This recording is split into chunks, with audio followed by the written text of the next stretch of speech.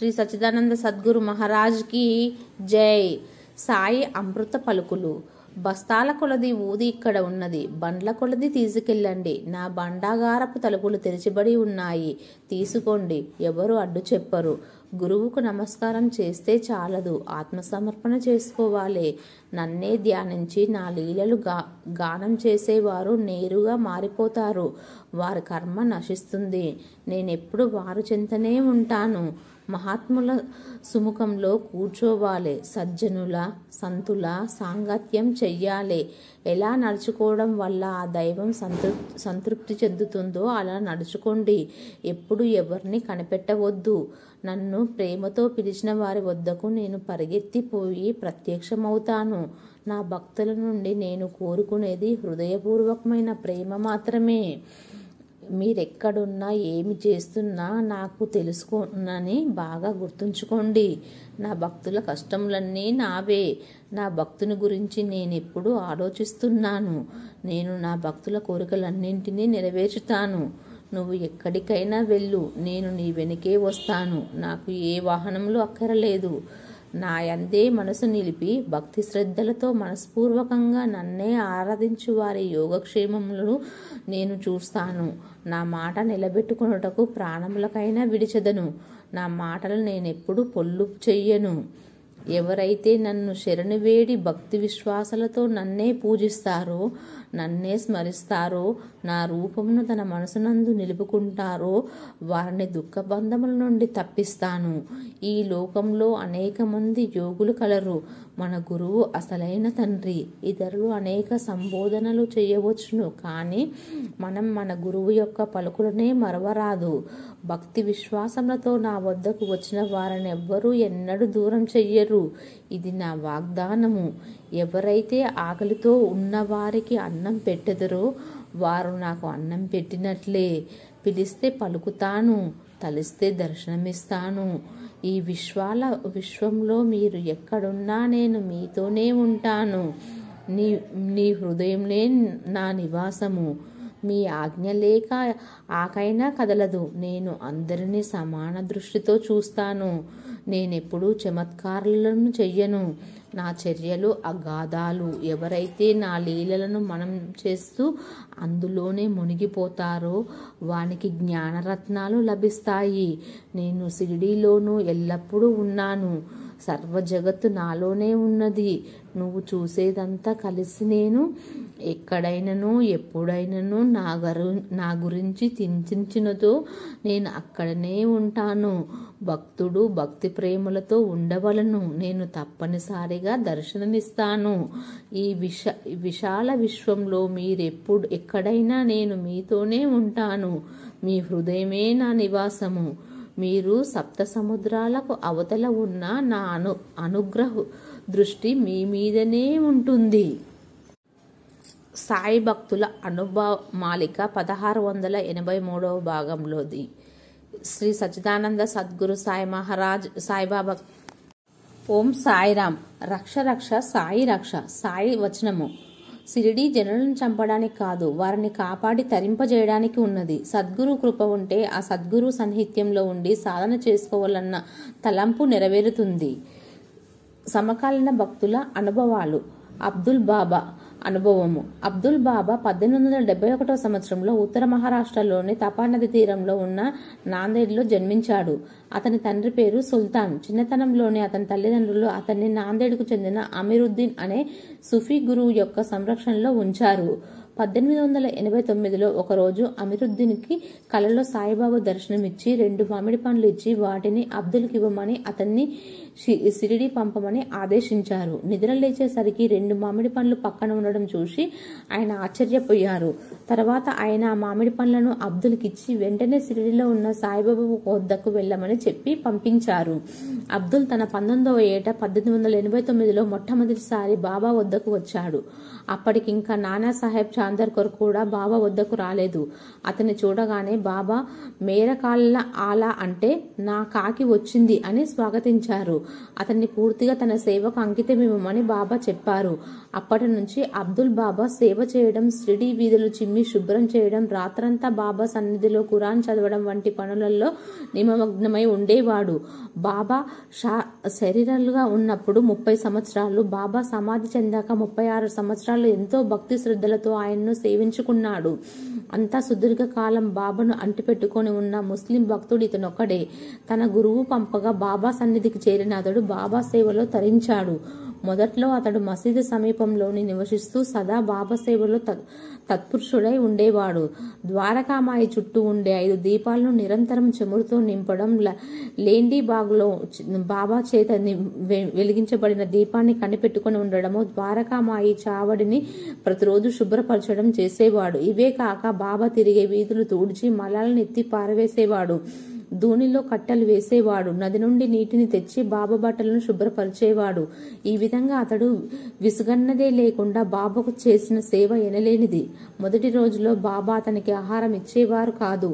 అందువలన అతడు భిక్ష చేసుకుని జీవించేవాడు. బాబా అతడిని ప్రేమగా హలాల్ కూర్ అని పిలిచేవారు.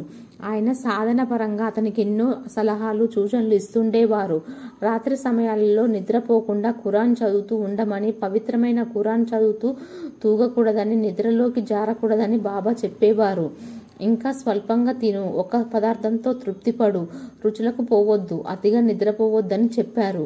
నేను ఎవరిని అనే విచారణ కూడా చేసుకోమని చెప్పారు. బాబా సూచనలను అతడు శ్రద్ధగా పాటిస్తుండేవాడు. షిరిడీలో రోడ్డు పక్కన లేని తోపు ఉంది. రోజు 2 పూటల బాబా అందులో ఏకాంతంగా కొద్దిసేపు గడిపేవారు. అప్పుడప్పుడు అబ్దుల్ను తమతో పాటు తీసుకుని వెళ్లేవారు. మిట్ట మధ్యాహ్నం వేళ అబ్దుల్కు తప్ప వేరెవరికి లేండి లోపలికి ప్రవేశం ఉండేది కాదు. అబ్దుల్ ఇలా చెప్పాడు. ఆ తోపులో ఒక చోట 2 అడుగుల లోతున ఒక గుంటలో అఖండ దీపం పెట్టారు బాబా. అది ఆరిపోకుండా పైన ఒక రేకు, చుట్టూ సుమారు 20 రేకులు ఉండేవి. నేను ఆ దీపాన్ని కనిపెట్టుకుని ఉండేవాణ్ణి. సాయి దాని దగ్గర కూర్చునేవారు. ఆయన కూర్చున్న చోటు నుంచి ఆ దీపం కనిపించేది కాదు. ఆయన దగ్గర 2 కుండలతో నీరు పెట్టేవాణ్ణి. ఆయన ఆ నీటిని అన్ని వైపులకు చల్లి ఒక్కొక్క దిక్కుగా కొన్ని అడుగులు నడిచి అటు తదేకంగా చూసేవారు. అప్పుడు ఆయన మంత్రం ఏదైనా చదివేవారేమో తెలియదు. ఇంకా అబ్దుల్ ఇలా చెప్పాడు. నేను ఒక రాత్రి ప్రార్థన చేస్తూ అరచేతుల్లో ముఖం ఉంచుకొని కునుకు తీశాను. అప్పుడు సాయి చంద్రుడిని చూడ యత్నిస్తున్నావా ఏమి అన్నారు. నేను కొద్దిసేపటికి మళ్ళీ నిద్రలో తూగి ఆయన మీద పడ్డాను. ఆయన ప్రేమతో నా పాదాలు తట్టి లేపారు. నేను మరుసటి రోజు మధ్యాహ్నం 2 గంటల సమయంలో దోసిట్లో నీళ్లు తీసుకున్నప్పుడు అందులో స్పష్టంగా చంద్రబింబం గోచరించి పులకించిపోయాను. ఆ దర్శనం ప్రసాదించబోతామని ఆయన ముందుగా చెప్పారు. బాబా నన్ను ఆశీర్వదించే తీరు విచిత్రంగా ఉండేది. ఒక్కొక్కసారి వారి ఆశీర్వాదం తిట్లు, దెబ్బల రూపంలో ఉండేది. బాబా నన్ను చాలా చెడ్డగా తిట్టేవారు. నన్ను జోగును కొట్టారు కూడా. అది ఆశీర్వచమే. ఒకరోజు ఉదయాన్నే బాబా చావడిలో కూర్చొని నాతో, నువ్వు భావసాగరాన్ని దాటడానికి తోడ్పడ్డావు. మట్టిని బంగారంగా మార్చాను, ఎంతో పెద్ద భవనాన్ని కట్టించాను అని నన్ను ఆశీర్వదించి మసీదుకు బయలుదేరారు. 3వది అతని భవిష్యత్తును సూచిస్తూ ఉంది. బాబా మహాసమాధి చెందిన తర్వాత అతడు బాబా సమాధికి పూజ నిర్వహిస్తూ బూటేవాడలోని అప్పుడప్పుడు బాబా అబ్దుల్ అంతస్తుల గల భవనంలో నివసిస్తాడు. అతడు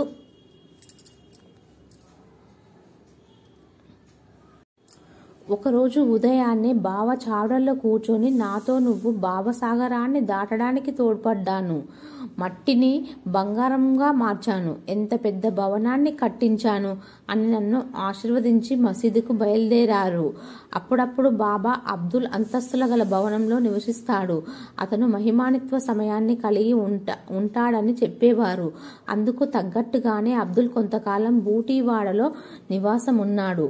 అబ్దుల్ మసీదులో బాబా దగ్గర కూర్చొని ఖురాన్ చదివేవాడు. అప్పుడప్పుడు ఆ గ్రంథాన్ని బాబా తన చేతిలోకి తీసుకొని తెరిచి అతనికిచ్చి ఆ పేజీలోని వాక్యాలను చదవమనేవారు. ఒక్కోసారి ఖురాన్లోని కొన్ని వాక్యాలు చెప్పేవారు. కొన్ని సందర్భాల్లో ఆయన అతనితో ఇస్లాం, సూఫీ గురించి చెప్తుండేవారు. అవి అరబిక్లోని అనేక ఉల్లేఖనాలతో కూడిన ఇస్లాం, సూఫీ సూత్రాలకు సంబంధించినవి. దీన్ని బట్టి బాబాకు ఇస్లాము, సూఫీ సాంప్రదాయాలు బాగా తెలుసునని అర్థమవుతుంది. మహాత్ముల మాటలు ఎంత అమూల్యమైనవి అనే భావం ఉన్న అబ్దుల్ బాబా చెప్పిన ప్రతి మాటను పరమ పవిత్రంగా తలచి మరాఠీ లేదా మోడీ లిపిలో ఎంత శ్రద్ధగా ఒక పుస్తకంలో వ్రాసుకుంటుండేవాడు. అదే అతడికి ఖురాన్.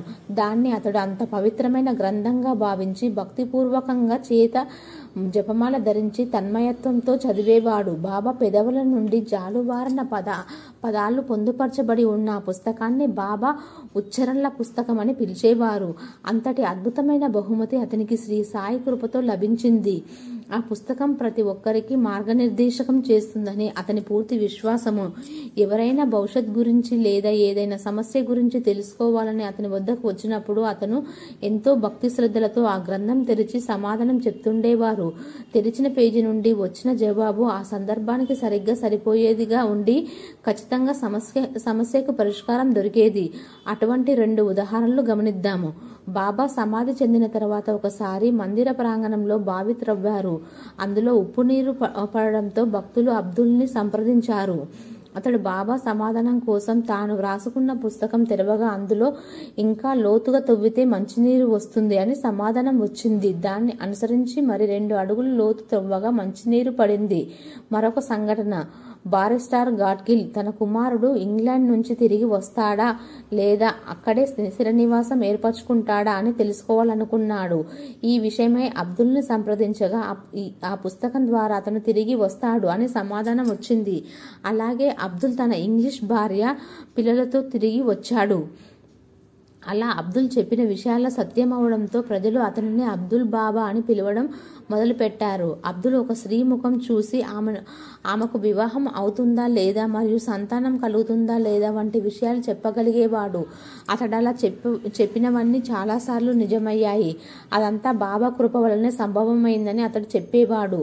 1997లో మరియన్ వారెన్ మరియు బివి కేర్లు అబ్దుల్ బాబా వ్రాసిన బాబా యొక్క ఉచ్చరణలు పుస్తకాన్ని ఆంగ్లంలోకి అనువదించారు. వారు చేసిన ఆ ప్రయత్నంలో ఇస్లాం ధర్మం గురించి, సుఫీజం గురించి బాబాకున్న అద్భుతమైన జ్ఞానాన్ని తెలుసుకున్నారు. కొంతకాలం తర్వాత అబ్దుల్ మొదటి గురువు షిరిడీ వచ్చి తనతో పాటు తిరిగి రమ్మని కోరారు. అందుకు అబ్దుల్ బాబా అనుమతి లేకుండా నేనేమి చేయలేనని సమాధానమిచ్చాడు. బాబా అనుమతినివ్వడంతో అతని గురువు షిరిడీ నుండి తిరిగి వెళ్లిపోయాడు. అనుమతి ఇవ్వకపోవడంతో అతని గురువు షిరిడీ నుండి తిరిగి వెళ్లిపోయాడు. అబ్దుల్ భార్య, కొడుకు నాందేడ్లో ఉండేవారు. అతని కొడుకు అబ్దుల్ పఠాన్ 1901లో జన్మించాడు. ఆ అబ్బాయికి యుక్త వయసు రాగానే అబ్దుల్ తల్లి పెళ్లి సంబంధం చూడడం ప్రారంభించింది. ఒక సంబంధం చూడడానికి వెళ్ళినప్పుడు ఆ ఇంటి యజమాని ఒక ఫకీర్ కొడుకు తన కూతుర్నిచ్చి వివాహం చేయడం ఇష్టం లేదని చెప్పాడు. దాంతో నిరాశకు గురైన ఆమె బాబా వద్దకు వచ్చి మొరపెట్టుకుని ఆయన సహాయాన్ని అర్థించింది. అప్పుడు బాబా, చింతించవద్దు, బాలునికి మంచి వధువు దొరుకుతుంది, సరైన సమయంలో అన్ని సక్రమంగా జరుగుతాయి అని ఆమెను ఓదార్చారు. కొన్ని రోజుల తర్వాత అబ్బాయి, అతని నానమ్మ కొంతమంది స్నేహితులను, బంధువులను కలవడానికి ఒక ప్రదేశానికి వెళ్లారు. అక్కడ ఒక వ్యక్తి వాళ్ళని కలిసి తన కుమార్తెను ఆ అబ్బాయికి ఇచ్చి వివాహం చేసేందుకు ఆసక్తి చూపారు. అప్పుడు అబ్బాయి నానమ్మ అబ్బాయి తండ్రి ఒక ఫకీర్ అని చెప్పింది. కానీ అతడు విషయాన్ని అంతగా పట్టించుకోలేదు. పైగా తన పెద్ద కూతురు వివాహం కానప్పటికీ చిన్న కుమార్తెను ఈ అబ్బాయి చేతిలో పెట్టడానికి చాలా ఆసక్తి చూపాడు. బాబా వాక్తు ఫలించి వివాహం ఎంతో ఘనంగా అందరికీ ఆనందదాయకంగా జరిగింది. బాబా తన దేహత్యాగానికి కొంత సమయం ముందు అబ్దుల్ను రమ్మని కబురు చేశారు. కానీ అతడు కాసేపు ఆగి వస్తానని చెప్పాడు. ఆ మాట విని బాబా చిరునవ్వి చిందించారు. అతను వచ్చినప్పటికీ బాబా దేహత్యాగం చేసి ఉండడం చూసి తన దురదృష్టానికి ఎంతగానో దుఃఖించాడు అబ్దుల్. బాబా సమాధి అనంతరం అబ్దుల్ బాబా పట్ల గొప్ప విశ్వాసాన్ని కనబరుస్తూ బాబా ఊదిని ఎంతో మందికి అందిస్తూ ఉండేవాడు. తద్వారా ఎంతో మంది తన వ్యాధుల నివారణకు, ఇతరుల కోరికలు సాధించుకోవడానికి అతడు సహాయపడ్డాడు. బాబా సమాధి చెందాక అబ్దుల్ 1922 వరకు సమాధి మందిరంలో ఎడమవైపున ఉన్న గదిలో ఉంటూ సమాధి మందిరం శుభ్రపరచడం, బాబా సమాధికి అభిషేకం చేసి వస్త్రములతో మరియు పూలతో అలంకరించి మహానైవేద్యం పెట్టడం చేసేవాడు. భక్తులు ఇచ్చిన దక్షిణ బాబాకి సమర్పించబడిన నైవేద్యంలోని కొంత భాగంలోనే అతడు తన జీవనం సాగించేవాడు. ఇప్పటికీ అతని వంశస్థులు ఉదయాన్నే బాబాకు పూలను సమర్పిస్తున్నారు. 1922లో బాబా పరమభక్తుడు దీక్షిత్ అహ్మద్నగర్ జిల్లా కోర్టును ఆశ్రయించి ఒక పబ్లిక్ ట్రస్ట్ని ఏర్పాటు చేయడానికి అనుమతి పొందాడు. కానీ అబ్దుల్ తనని అభిమానించే కొందరు వ్యక్తుల ప్రేరణతో తాను సాయిబాబాకు చట్టబద్ధమైన వారసుడునని, అందువలన తాను సమాధి మందిరం నిర్వహణకు తగిన హక్కు కలిగి ఉన్నానని ట్రస్ట్ ఏర్పాటును సవాల్ చేస్తూ కోర్టును సంప్రదించాడు. అయితే సమాధి మందిరం ఒక మఠం గాని ఆశ్రమం కాదని, సాయిబాబాకు వారసులు ఎవరు లేరని, అలా సాయిబాబాకు తాను వారసుడనని అబ్దుల్ చెప్పుకోవడానికి వీల్లేదని కోర్టు పేర్కొన్నది. దాంతో సమాధి మందిర నిర్వహణలో అతడికి ఎటువంటి సంబంధం లేకుండా నిరోధించారు. అంతేగాక అతనికి రోజు లభించే ఉచిత ఆహారాన్ని నిలిపివేసి సమాధి మందిరంలో అతను ఉంటున్న గదిని కూడా ఖాళీ చేయమన్నారు. కొంతకాలం తర్వాత బాబా అనుగ్రహంతో సంస్థాన్ వారు ఆ తీవ్రమైన ఆంక్షలను కొంత సడలించి సమాధి మందిర నిర్వహణకు అతన్ని అనుమతించారు. అప్పటి నుండి 1954 ఏప్రిల్ 2 వరకు మరణించేంత వరకు సాయిబాబా సమాధి మందిర కార్యక్రమంలో పాలు పంచుకుంటూ ఎంతో భక్తి శ్రద్ధలతో బాబా సేవ చేసుకున్నాడు అబ్దుల్. అలా తన అంతిమ క్షణం వరకు తన జీవితాన్ని బాబా సేవకు అంకితమిచ్చిన గొప్ప భక్తుడు అబ్దుల్. బాబా తాము సమాధి చెందక కూడా అబ్దుల్ రక్షణిస్తూ వచ్చారు. రాధాకృష్ణమాయి మరణాంతరం ఆమె నివసించిన మట్టి ఇంటిలో అబ్దుల్ నివాసం ఉండేవాడు. ఆ ఇల్లు చాలా పురాతనమైనది కావడం వల్ల శిథిలావస్థలో ఉండేది. సుమారు 1927వ సంవత్సరంలో ఒకసారి అబ్దుల్ ఆ ఇంటిలో కూర్చొని ఖురాన్ చదువుతూ ఉండగా అకస్మాత్తుగా ఇల్లు కూలిపోయింది. శిథిలాల్లో అతను దాదాపు కూరుకుపోయాడు. అయితే బాబా దయ వల్ల అతను ఏమాత్రం గాయపడలేదు. 1954 ఆగస్టు 16న అతడు మరణించాడు. అతని దేహాన్ని సమాధి మందిర ప్రాంగణంలో ఉన్న లేండీబాగ్ సమీపంలో ఖనన చేశారు. లేండీబాగ్ ప్రవేశ ద్వారానికి సమీపంలో కుడివైపు ఉన్న అబ్దుల్ బాబా సమాధిని భక్తులు దర్శించవచ్చు.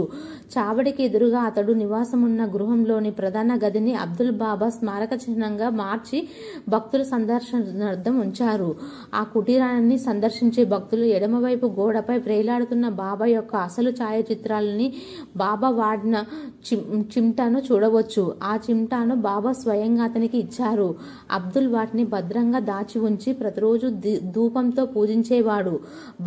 బాబా మహాసమాధి తర్వాత భక్తుల నొప్పులను, రోగాలను నయం చేసేందుకు అబ్దుల్ ఈ చిమ్టాను ఉపయోగించేవాడు. బాబా అతనికి సటకాను, రేకు డబ్బాను కూడా ఇచ్చారు. అబ్దుల్ భార్య పేరు ఉమ్రాన్ బి. వీరి కుమారుడు అబ్దుల్ పఠాన్. ఇతడు 1901లో జన్మించి డిసెంబర్ 14, 1984న మరణించాడు. అబ్దుల్కి 5 మనవన్లు: ఇబ్రహీం, అజీజ్, రెహమాన్, రహీం మరియు హమీద్. మరి 2 మనవరాన్లు: షంషాద్ బి మరియు ఇస్కాత్ బి. ప్రస్తుతం రహీం మరియు హమ్మద్ మాత్రమే బతికి ఉన్నారు. అబ్దుల్ తర్వాత అతని వారసులు గనీబాయికి రోజు ఉదయం 10 గంటలకు బాబా సమాధి శుభ్రపరిచి పువ్వులతో అలంకరించే గౌరవం దక్కింది. అబ్దుల్ మన్మడైన హమీద్ ఈనాడు కూడా అతని యొక్క వారసత్వాన్ని కొనసాగిస్తున్నారు. ఓం శ్రీ సాయిరామ్.